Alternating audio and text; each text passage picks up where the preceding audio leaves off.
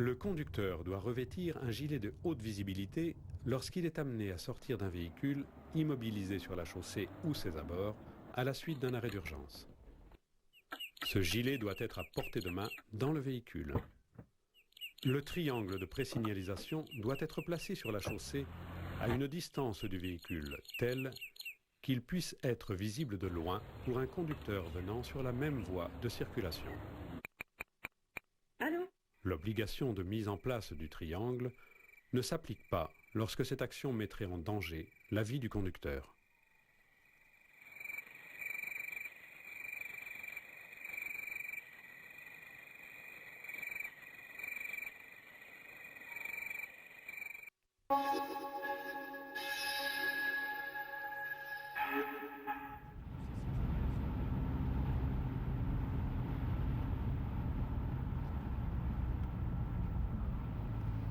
Le fait que dans nos professions, on est de plus en plus pressuré par le temps et que chacun de nous doit toujours travailler de plus en plus vite.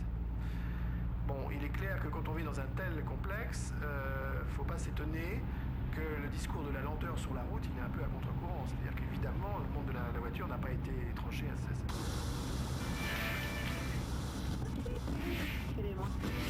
Du vent sur les régions les plus méridionales.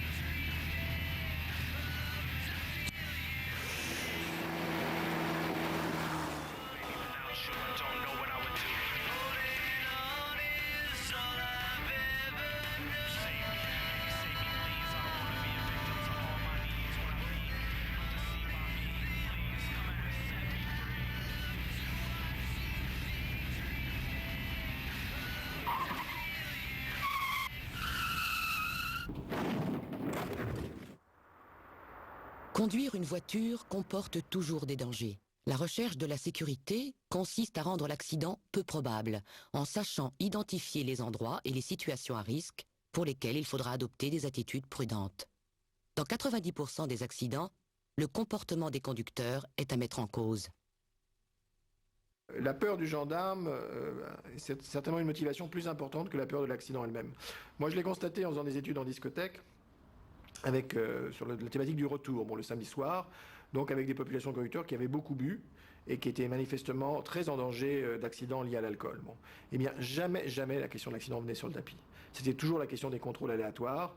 La seule chose qui fait peur, c'est de tomber sur un contrôle et de perdre son permis. Voilà, c'est tout. Chacun de nous va essayer de faire comme si l'accident n'existait pas. Parce qu'il est rare, et puis surtout parce qu'on veut pas, évidemment, on veut pas imaginer des conséquences. Donc, il est très clair qu'un des axes de la prévention dans ce domaine, ça a été souvent de dire aux jeunes qu'ils risquaient beaucoup plus que quelques points, qu'ils risquaient d'y laisser leur peau. Et donc, effectivement, bien sûr, il a fallu communiquer là-dessus. Sans parler de l'enjeu quand même très très important du handicap, quoi. C'est-à-dire qu'effectivement, il y a des enjeux comme perdre une jambe à 18 ans ou blesser gravement un de ses amis et devenir responsable que ses proches finissent leur vie dans un fauteuil roulant. Ça, c'est des choses sur lesquelles on n'a pas assez communiqué pour rendre plus présente la peur de l'accident, justement. L'accident n'est jamais le résultat d'une seule cause. Il résulte très souvent d'une combinaison de causes liées au conducteur, sa forme psychologique et physique, de facteurs liés aux caractéristiques du véhicule, sa taille, sa puissance, son entretien, de facteurs liés à l'infrastructure, c'est-à-dire à l'état de la route, sa largeur, le marquage au sol, de facteurs liés aux conditions météorologiques, à la densité du trafic. C'est cette accumulation de causes qui augmente la probabilité d'avoir un accident. Le comportement dangereux du conducteur est présent dans la quasi-totalité des accidents mortels, car c'est lui qui accepte de conduire tout en étant fatigué. C'est lui qui accepte de conduire à tombeau ouvert alors qu'il pleut. Et c'est encore lui qui accepte de conduire la nuit alors que l'éclairage de son véhicule est défectueux. Si une définition simple de l'accident peut être donnée, c'est celle-ci. Un accident de la route, c'est ça, dans le meilleur des cas. Ou ça, dans le pire des cas. Et ça n'arrive pas qu'aux autres.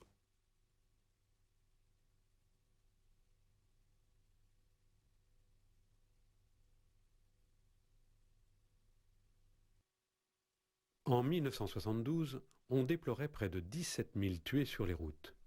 En 2008, on en déplore environ 4 300.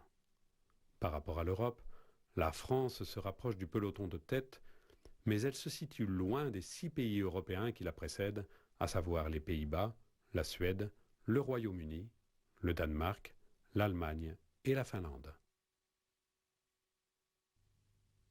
Les jeunes, et en particulier les jeunes garçons, sont les plus exposés parce qu'ils prennent plus de risques. Les 15-24 ans représentent 13% de la population, mais 26% des tués sur la route. C'est la première cause de mortalité de cette tranche d'âge. Plus de 40% des décès chez les garçons de 15-19 ans. Les femmes ont presque 3 fois moins de risques d'être tuées au volant que les hommes. Quand les accidents ont-ils lieu ? Le nombre de tués présente un pic quotidien vers 18 heures. En général, la nuit représente moins de 10% du trafic, mais presque la moitié des tués. La nuit et le week-end, les risques de décès sont plus importants chez les jeunes que pour l'ensemble de la population. Dans la nuit de samedi à dimanche, entre 4h et 6h du matin, les accidents sont les plus graves. C'est au cours de l'été que le nombre de tués culmine. Où les accidents ont-ils lieu ? C'est à la campagne, sur des routes à double sens de circulation, qu'il y a le plus grand nombre de tués, plus de 60%. Les autoroutes sont 10 fois moins dangereuses que les routes nationales et départementales cumulées. En ville, les tués sont les usagers les plus vulnérables, tels que les piétons, les motards et les cyclomotoristes. Plus l'agglomération et la densité du trafic sont grandes, moins les accidents sont graves. La principale cause de mortalité chez les 15-24 ans est l'accident de la route, réponse A, le suicide, réponse B, le sida, réponse C.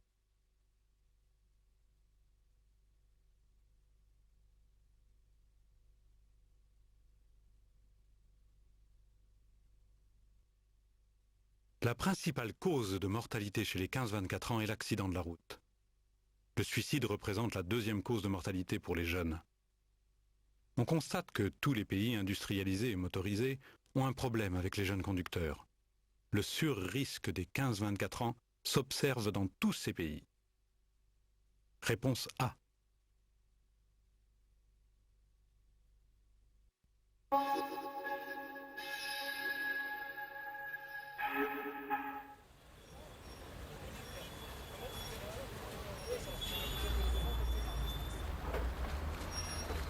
Ah mais quand même! Ils en ont mis du temps, ils ont été les cueillir! Pour dire n'importe quoi.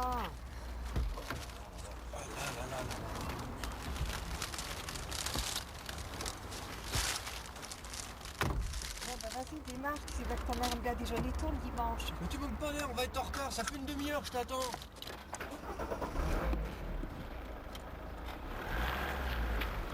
Oh, tu fais vraiment n'importe comment, tu vas me faire une laisser Ne m'énerve pas quand je conduis! Hein.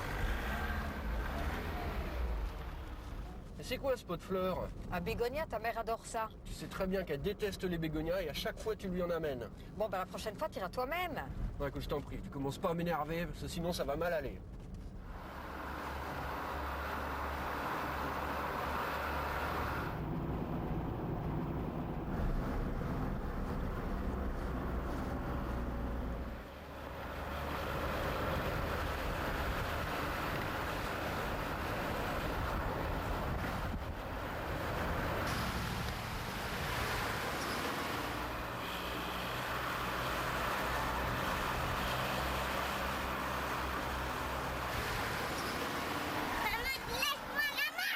Kim, attends-moi, ne traverse pas toute seule.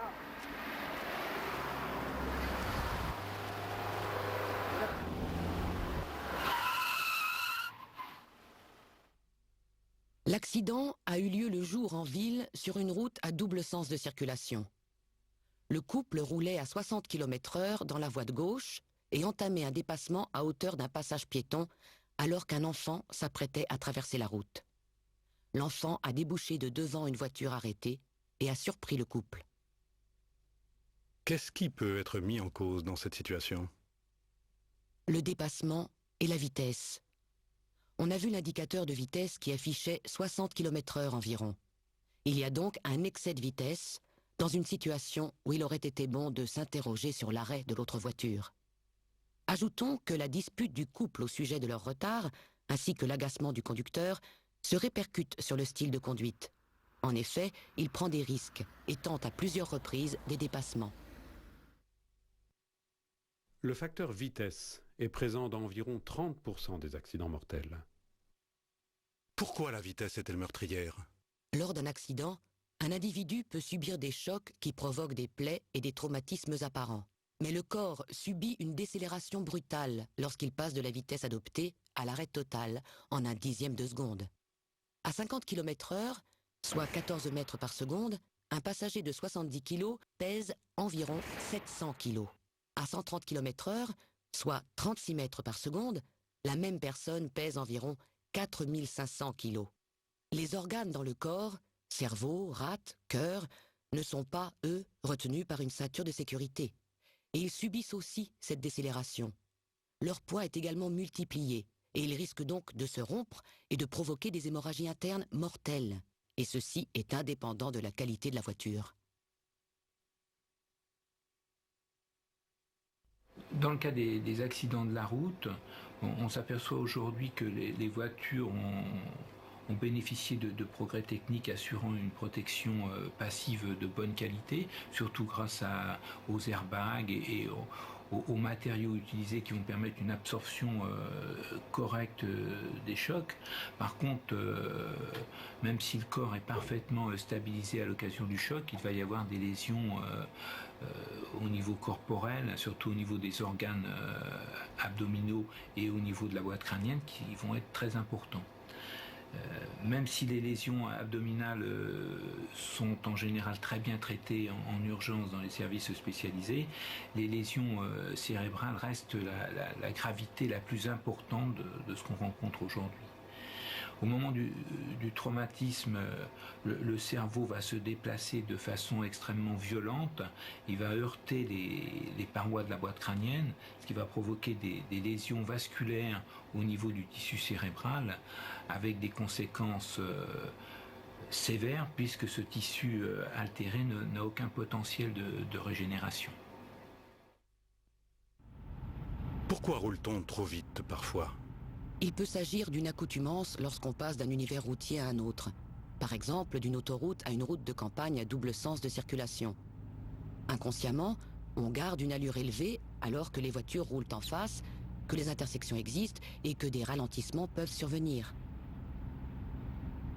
Mais il y a un décalage entre les limitations de vitesse imposées par la réglementation et les capacités des voitures qui peuvent rouler à 200 km/h et plus. C'est en effet un peu pervers. On met entre les mains des conducteurs des engins très performants et la loi leur demande de ne pas jouer avec la totalité de leur performance. Il est difficile d'attendre une uniformité de comportement apaisée sur la route quand la société valorise, dans le travail ou le sport, la compétition et la rapidité d'exécution. Et je dirais que jeunes comme adultes sont pris dans ce complexe culturel très fort que les Français ont par rapport à la vitesse, qui est que c'est quand même une valeur sociale chez nous très très importante. Le fait d'avoir fait le TGV, qui est le train le plus rapide du monde, le fait d'avoir fait le Concorde, qui est l'avion le plus rapide du monde, le fait de pousser sans arrêt sur toute la nouvelle économie, le facteur vitesse, avec l'Internet, les télécoms, le fait que dans nos professions, on est de plus en plus pressuré par le temps et que chacun de nous doit toujours travailler de plus en plus vite. Bon, il est clair que quand on vit dans un tel complexe, faut pas s'étonner que le discours de la lenteur sur la route, il est un peu à contre-courant. C'est-à-dire qu'évidemment, le monde de la voiture n'a pas été étranger à cette valeur vitesse et que ce soit aussi bien dans son, je dirais, la cerise sur le gâteau qui est la course automobile, enfin la Formule 1, bon, c'est effectivement là, on est dans la grande vitesse, mais même maintenant sur les modèles de série, puisqu'on le sait bien, tous les modèles de série, même les plus simples, peuvent dépasser de très très loin les limites légales de vitesse. Tiens, t'en prends une petite avant de partir. Non, c'est bon, j'en ai déjà bu une et je dois vraiment y aller. À plus. Allez, ça coule, reste avec nous. Non, je dois partir. J'ai promis à ma grand-mère qui vient d'emménager dans sa nouvelle maison d'aller la voir. Ouais, n'oublie pas la galette et le petit pot de beurre. Oui. Et attention au grand méchant loup. Avec ce que j'ai bu, c'est plutôt les gendarmes que j'ai peur de rencontrer. Pour le loup, j'ai la bombe lacrymo. Elle habite où maintenant, ta grand-mère? À l'autre bout de la ville, dans une impasse. Je suis encore jamais allée. J'espère que je vais trouver. Tu reviens nous rejoindre après? On t'a gardé nos frais.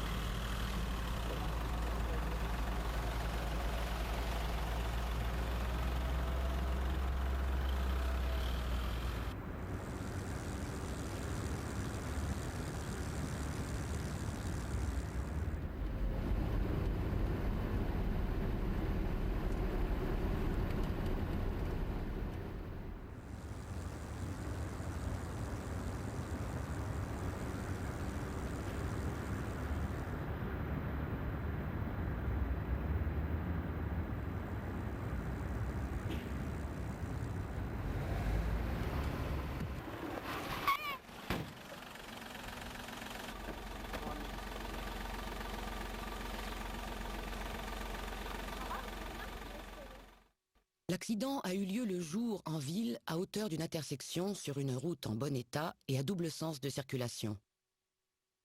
La conductrice voulait tourner sur sa droite dans une impasse. La cycliste continuait tout droit. La circulation en sens inverse était nulle. La cycliste a été renversée. Qu'est-ce qui peut être mis en cause dans cette situation? La conductrice, qui ne connaissait pas son itinéraire, est davantage concentrée sur la recherche de la bonne direction que sur la circulation autour d'elle. Elle a vu tardivement le panneau « Voie sans issue » et a décidé de tourner subitement, sans vérification préalable, et a heurté la cycliste. On peut supposer que l'alcool ingurgité, l'équivalent de 2 ou 3 verres, 50 centilitres d'une bière à 7 degrés, a favorisé cette inattention. Un piéton renversé à 20 km/h est tué 1 fois sur 10. 3 fois sur 10 à 40 km/h, 8 fois sur 10 à 60 km/h, et n'a aucune chance de s'en sortir à 80 km/h. Le facteur alcool est présent dans plus de 30% des accidents mortels. Pourquoi est-ce que boire de l'alcool augmente le risque d'avoir un accident mortel, voire meurtrier? Un individu qui boit excessivement lors d'une soirée et qui atteint une alcoolémie supérieure à 5 grammes par litre de sang risque de se retrouver dans le coma. Aucun risque pour lui de provoquer un accident. Entre 2 et 5 grammes par litre de sang, le consommateur est dans une totale confusion. L'ivresse est profonde. Il lui est quasiment impossible de conduire une voiture. Entre 0,80 et 2 grammes par litre de sang, le consommateur est vraiment saoul et vraiment euphorique. Mais il tient encore debout tout en étant excité, désinhibé. La prise de risque est fréquente et il devient un vrai danger sur la route. Entre 0,50 et 0,80 grammes par litre de sang, l'allongement du temps de réaction et des modifications comportementales sont déjà visibles. Une phase d'excitation et de trouble commence à s'observer. Les risques d'accident sont réels.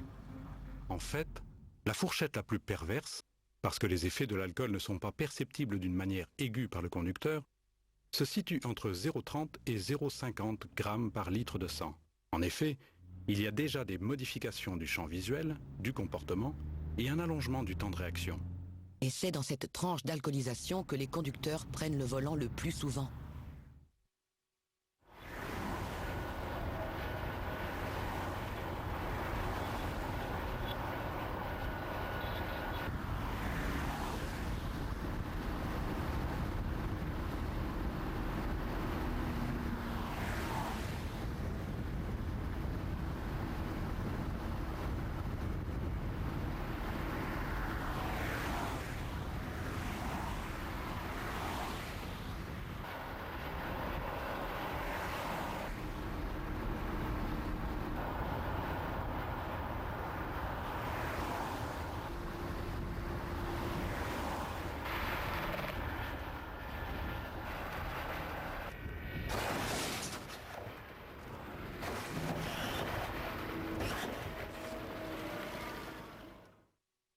L'accident a eu lieu l'après-midi sur une route à sens unique. La voiture roulait à 110 km/h dans la voie de droite.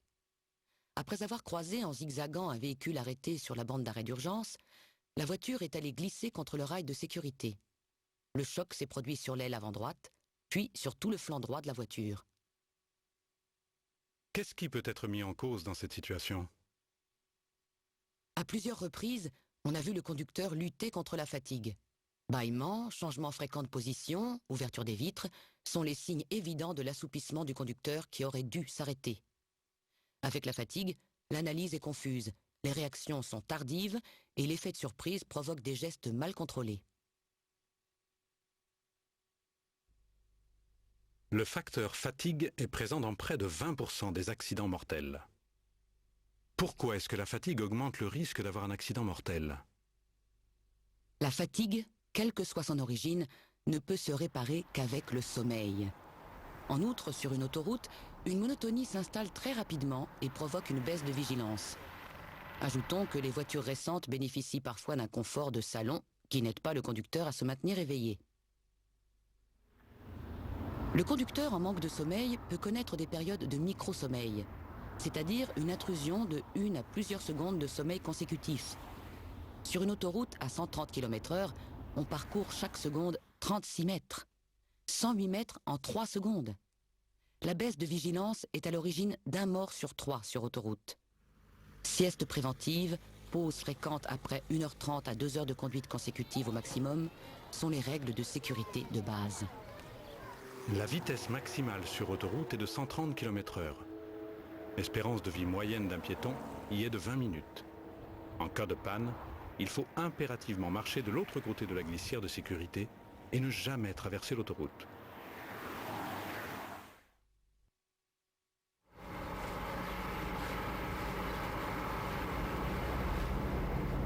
J'y suis, je te dis, sur la D45.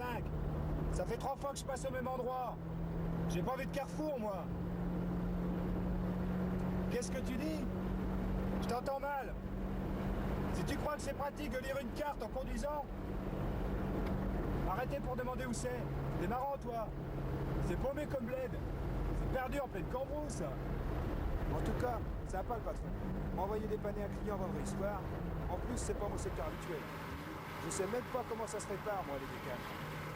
Pas compliqué, pas compliqué. Oui, je veux bien que tu m'expliques. Oui, je t'écoute.